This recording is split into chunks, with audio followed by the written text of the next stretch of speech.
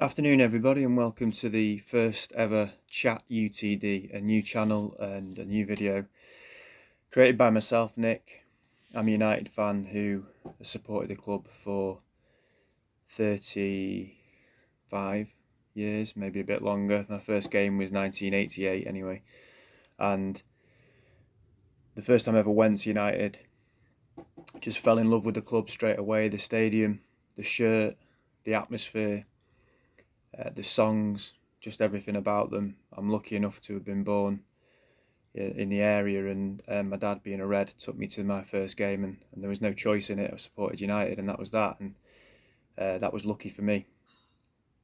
And in recent years, probably post 2009 in particular, I've stopped going to games.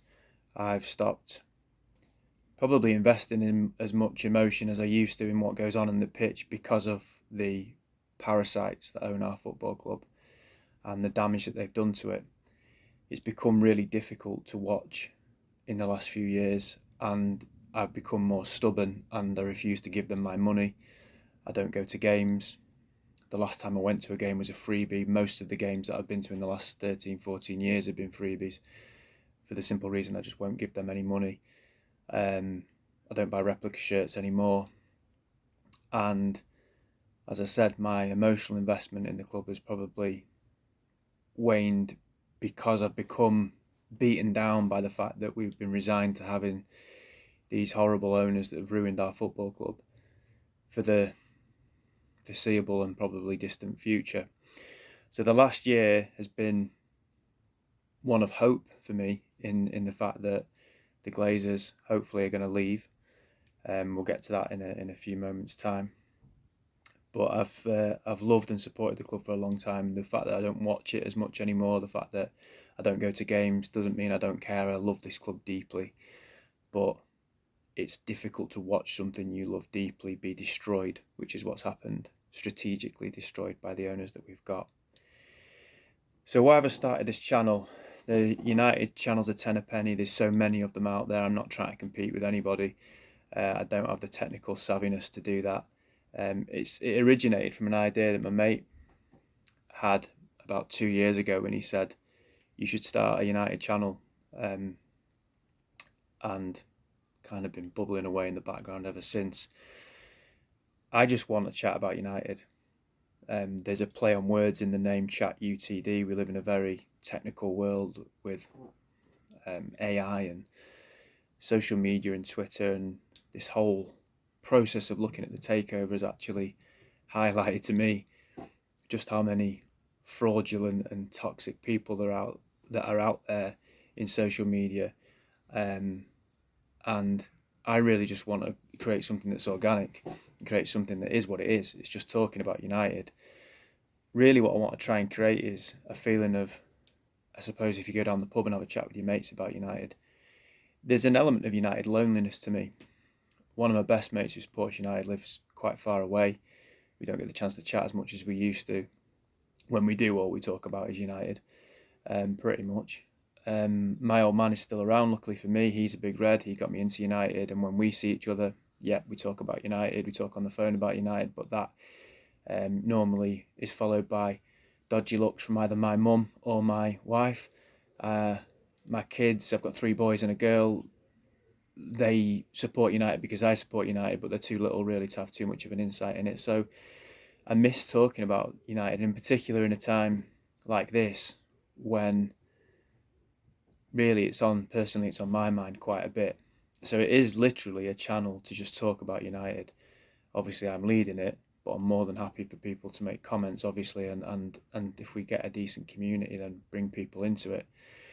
Not professing to be the United Stand or United People's TV or Stretford Paddock or the United View, others available I'm sure, because they all have contacts like journalists like Ben Jacobs and Fabrizio Romano and Henry Winter, who's one of my favourite journalists, Kieran Maguire, etc., that they have on their channel, and fair play to them. They've obviously got a lot of contacts to create that. This is literally just a bloke who supports Man United wanting to talk about it and get things off his chest, because to be honest, there's not that many other people that are in my area who are either fanatical about football like I am, or support United. And I'm not that bothered about talking about other teams. So um, yeah, that's where I've started. Just to get away from the drama as well. I mean, one of the things I've fallen into over the last few months, because I think for me personally, I'm looking for stuff on Twitter and I'm looking for stuff on. Started out, I suppose, just googling what's going on with the United takeover. Then you get into Twitter, and that's the main one really. And there's so much misinformation out there, but that's to fill a void because the club doesn't communicate. The Glazers never communicate. They're terrible at it. And because of that, there is this huge void. And for someone like me who loves United and wants to know what's going on, you look for information wherever you can find it. But there's so much misinformation out there. And I think everyone's opinion just has to be right in Twitter world. And I just want the chance to talk about United without that level of toxicity and without, to be honest, misinformation and lies that you see that are out there. So what you're going to get really is supposed to start with until more people get on board is my opinion on United, and particularly while this takeover rumbles on, pretty safe to say it seems to be that it's going to be for a while yet, particularly talking about that. That's, for me, it's the be all and end all, this takeover. I said it back in September when I went to the protest before the Liverpool game. I didn't go to the Liverpool game, I just took my son to the protest. And I said then, success this season is getting the Glazers out. I obviously care about what happens on the pitch, but it's nowhere near as important as getting these parasites out of our football club. That is the be all and end all. And we finished top 3, we won a cup. I think with the squad that we've got, Erik ten Hag did remarkably well. But the season wasn't a success because they're still here. And I think when, particularly in November, when we first heard that they might be looking to sell the club, and I know they said about strategic alternatives and whatnot, but I don't know about you, but the bit I cottoned onto was they're going to sell the club because that's what I want to hear. I thought the maximum amount of time it would take would be the end till the end of the season. In fact, that seemed extraordinary to think it then. To think that this could take to the end of the season. I think no way, it's going to be done by then so we can get sorted for the transfer window. And obviously it hasn't been done since then. And we can sign Mason Mount, we can have rumours about Onana, we can have rumours about Højlund, and the club has to go on, I understand that. But none of that is remotely important in comparison to getting these people out of our football club. They are cretinous, horrible people. And I guess that brings me on to the first topic of conversation on our first video, really, which is the Glazers and then what I would want to happen next. Oh, my view on the Glazers, wow. How long do I have in the first video? I don't hate anyone, really. Even as I've got older, my tribalism towards things like Liverpool and City and things like that has softened. I run my own business. I've got kids. I'm a role model to them. I don't have that vitriolic hatred towards other teams now. I don't like them, but I don't hate them. I think it's safe to say, be this right or wrong, that I hate the Glazers. I despise them. And I didn't think going into the process of the takeover that I could hate them any more than I already did. And I do hate them more. Because during this process, they've shown themselves to be what they've been throughout the whole time that they've been at our football club. And that is incredibly indecisive, only in it for themselves, putting out deliberate miscommunication, spinning things, and all of it at the complete negligence of our football club. I sometimes think they have been put here or employed here by one of our rivals because they are far more damaging to us than prime Arsene Wenger Arsenal ever was, than Mourinho's Chelsea ever was, than cheat code City have ever been, and that Liverpool have ever been. We want to knock Liverpool off their perch. We need to knock these people off their perch because their influence on our football club, they've killed our football club. I'll go as far as to say that they've killed our football club. If they stay, and this is how bad it will be. We will become a top 8 team in the Premier League, because if the 9-2 Foundation don't get United, there's potential they'll go and get someone else. But very soon it'll be Dubai, or it'll be another state that comes in and buys another team, and then we'll have City, Newcastle,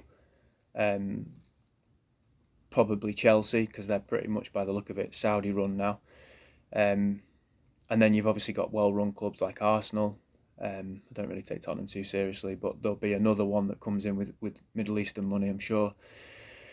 And we'll fall further and further behind. So this is such a critical juncture of our football club's history. It really is. And things like Mason Mount signing and getting the number 7 shirt, I think people covering it in great detail and putting it, and they have to do it, I guess, because it's their bread and butter, but they put videos out there. Again, I watch the United Stand, very good channel for me. I know it's not everybody's cup of tea. It's I really like the content on it most of the time. But putting stories out there about Mason Mount and getting the number 7 shirt and potentially signing Onana and potentially signing Højlund and stuff like that, I think that's what the club wants. It's what the Glazers want. It's distracting you from the elephant in the room, in that, why have you not sorted this out yet? Why are you still here? So I could be here all day talking about the Glazers. I'm sure my opinion is very similar to most other people's, but I have not just disliked them recently. I have always intensively disliked them, and to the point where I don't go to the games, and I haven't been to the games for a long time, and that might be my mini little protest, but at least it's me having integrity and being true to who I am as a person, is that I will not give them a penny of my money, because they don't deserve it, and they will misuse it, and they will put it back in their own pockets. I do think, and I hope, that they've run out of road, because they haven't got any money. They owe a lot of money. The club is £1 billion in debt. They can't they can't borrow any more money. And the stadium is in desperate need of repair. And I always thought that the stadium would be the tipping point for them to go. And I think it is, because not just the stadium, the club needs £2 or £3 billion spending on it in the next probably 4 or 5 years to bring it to par, to bring it even on the same level as where other teams are right now, and they'll keep moving forward in the next 4 or 5 years as well. The Glazers have never put money into anything. They're not going to invest in the club. They're going to take out the club. That's the only way they know how to operate. So they can't stay. This notion that Sir Jim Ratcliffe could come in and keep them there, and in 5 years' time or in 8 years' time, the club's going to have doubled in value, is nonsense, because while they're a part of the club will never double in value. They could be here for 25 years and it won't double in value. This is their chance. I mean, I hate them and I want them to go desperately for my own selfish reasons. But from a business sense for them, this is their moment. This is their chance to go. There's not another Al Thani waiting around the corner in 2 or 3 years, I don't think, for United. And the way they've run this process would put anyone off getting involved if it ever came on the market again. Or it certainly would narrow down your options. I don't think minority investment is an option, because they are borrowing more. They can't take dividends out if they get minority investment, and they'll have to pay it back. And there's a lot of investment needed, as I said, in the next few years. We're not talking 100 to 500 million. We're talking 2 to 3 billion that needs putting into the club. Someone doing that's got to be pretty stupid to get in bed with the Glazers, and for all different types of reasons, monetary reasons and reputational reasons. So the options they've got are limited.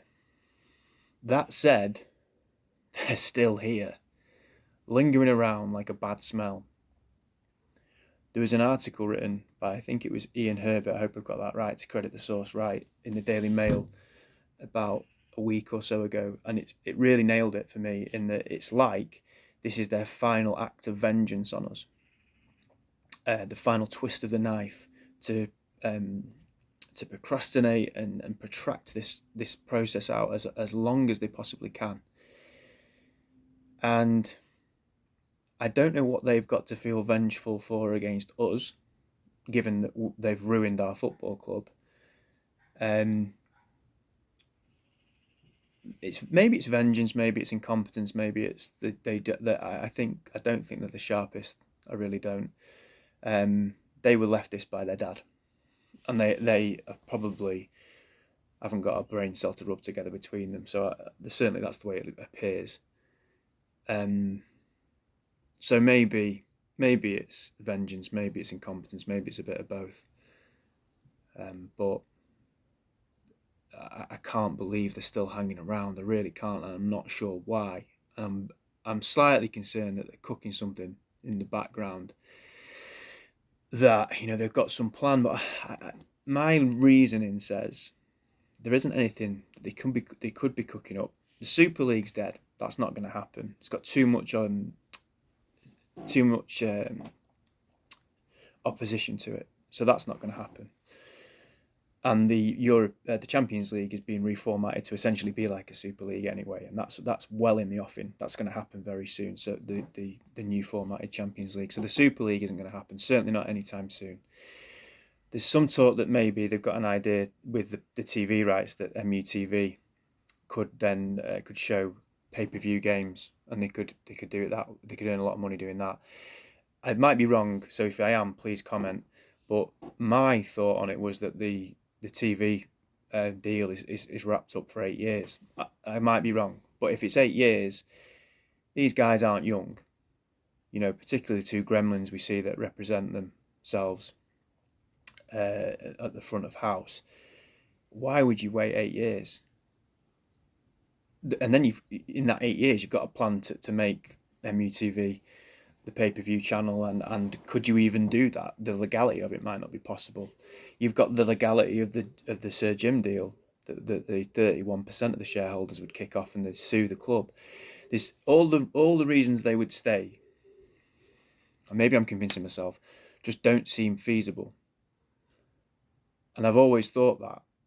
I don't just think it now, and it's not just because I don't want them to stay. I don't think they can stay, and yet they are still here, ruining everything, ruining this transfer window and everything like that. I'm more than happy to nail my colours to the mast. I want the 9-2 Foundation to buy Man United. From what we know, their bid is by far the best for the club, for the surrounding area of the club, for the community, for the infrastructure, I think the fact it would be a very clean start. It would be complete buyout of the whole club. I think they'll probably make hopefully some strategic decisions in terms of removing current people that are at the club. They need to look lock, stock and barrel, I think, at the whole operation, including, I think, apart from Erik ten Hag and his coaching staff, I think they need to look at everything else. And I think they do that. There is mediocrity that runs through that football club. And it's been far too easy for them to get away with that mediocrity because the people that run the club are only interested in commercial gains. And you can see that it's now, after 5 or 6 years, especially when you got Sir Alex Ferguson as the manager, you can probably get away with it. But after 18 years, that's become a culture, and a culture then drips through the club, and that's what's happened, and it's gone down onto the pitch as well. So there's so much that needs to change, and I think they'd come in and do that. We wouldn't be hamstrung by anything financially. We'd be able to compete. We'd be able to get the stadium sorted out properly. The women's team would be taken seriously. The youth team would continue to be taken seriously. I just think the whole thing, they've got the money to do what needs to be done. I'm not an advocate of the cheat code like City have had, where you just go and spend and doctor books and things like that. I don't want us to do that. I don't think that's the right thing to do. I don't think we need to do it. We've got a huge fan base. I just want us to compete. And unfortunately, because it's been 18 years and because there's not been enough opposition to the Glazers, in my opinion, there's been protests, but there's not been anything that's been militant or hostile enough against them. So it's been 18 years of pretty much untested and unchallenged ownership. and obviously the authorities are a disgrace for letting it happen and continuing to let it happen. And I don't really know why some authorities are not getting involved in this now, to be honest, because surely they're bordering on share price manipulation and things with how long they've taken with this. But in the absence of any real opposition to it, proper opposition to it, they've been allowed to stay at the club for 18 years, which means that we have to now go with something like the 9-2 Foundation, because it's in such a mess that anything else is just a different shade of the same you know what, and we can't have that. We need a proper redevelopment of our football club. It does need revolution. It doesn't need evolution. It needs revolution. So for me, the 9-2 Foundation will give us that. Will it be perfect? Probably not. They could be crazy. They could come in and do mad stuff that we all disagree with. But I'm willing to take that chance. I think beggars can't be choosers, and I think we are in a situation where we're beggars at the moment. Sir Jim doesn't fill me with any optimism. When he was the only option a year ago, I'll be really honest, I wanted him desperately a year ago, because there was no one else raising their head above the parapet to say I could buy United. So 100% I wanted him then. But it's like you've got a holiday booked in the Cotswolds and you're really looking forward to it because you've not been on holiday for 5 years, and then this, I don't know, maybe you win some money, or you win a competition and there's a holiday to the Caribbean in the offing. All of a sudden the Cotswolds doesn't look so attractive anymore, and you'd give anything to go on the Caribbean holiday. I think that's what it's a bit like that. We know now there's another option there, and for me that option is the better option. There was some stuff this morning where Sir Jim has been directly quoted, and I'm quite surprised that he's been allowed to be directly quoted, because I thought with NDAs that they couldn't say anything about the process. And he's actually said, I've met the Glazers a couple of times, we've had conversations, and I think he means during this process. And I don't think you really should be allowed to say that, but there we go. And I think some people have read into that. He said that it's a process, we're not out of that process, we're still in it, and people got a bit worried about that and said, well, how long is this going to take? God, if he's still involved, then we thought we were coming to a conclusion here. But I kind of liken it to what the Inter Milan director said about Onana, and he said the deal that United have put in is not satisfactory. He's our player, we want to keep him. He's saying the right things, but really we all know what that means, which is if you give us the right money, we'll let him go. And I think with Sir Jim, it's a case of he's saying, yeah, we're still in the process. We're not technically out of it yet, but it doesn't sound a particularly bullish statement to make. And he also said we something along the lines, I'm paraphrasing, but he said we want to do a deal, but it's not up to us, it's up to the Glazers. I wouldn't be too worried about that. Listen, people might want Sir Jim, in which case you might be optimistic about that. But for me, who doesn't want him, I'm not massively worried about that sentiment. I have to just call something out. I think, and I'm circling back round to why maybe I've started this channel in the first place, is there's so much stuff out there which is just bordering on, well, it's not even bordering on, it's laughable. So on Twitter yesterday, I read something, it's by, I won't mention his name, but it by quite a reputable fan amongst the fan base. He's got about 20 odd thousand followers on Twitter. Seems to be a pretty straight down the line kind of guy. And he put that he's been told that staff at the club at Old Trafford have been told to record a farewell message for the Glazers by Friday. And I thought, I've heard some stuff in this process, but this is on another level. I hope I'm wrong, by the way, because it means that they'll go, and they are going, and they're on the way out. But I just had this image in my head of like Joan from the cafe recording this message saying, "Hiya Joel and Avram, it's me, Joan from the cafe. Listen, I know you're moving on, but I just want you to know, good luck. You've been fantastic owners of the club, and we'll really miss you around the place. Ta-da, love." So it's not going to happen. Like, the Glazers aren't like a local butcher's from Worsley or or even Mottram, they live in Florida. They don't care what the staff at Old Trafford think about them. And actually, the staff at Old Trafford probably hate them. The staff at the club probably hate them. They don't have anything to do with the club. They don't have anything to do with the running of the club. So why would there be farewell messages being put? I just thought I've heard it all now, and this is where I'm at the point where I said I've been, because there's no information out there that's any good. United don't communicate, and if they do, it's miscommunication. I'm at the point where I've got an agenda. I want the 9-2 Foundation. So you look for stuff that supports that agenda, because in the absence of anything else, that's all I've got, is that maybe I'll find something that supports that agenda. But even I'm at the point now where I'm like, come on, they're leaving messages for the club, and then this other dude on Twitter he puts Wall Street Rumours as his tagline every time. You probably know what I mean. And some of the stuff he said actually has ended up being not far off happening. But a lot of it is speculative, and it's kind of that tomorrow we're gonna. But if it's not tomorrow, it'll be Monday. If it's not Monday, it's definitely Tuesday. It's going to be done, and we've heard this a million times from this guy. And he said it could be the 7th of the 7th, as in 7th of July, that we sell the club, because in Mason Mount's video or picture, introductory picture, he's number 7, and there was 2 other 7s on the visual.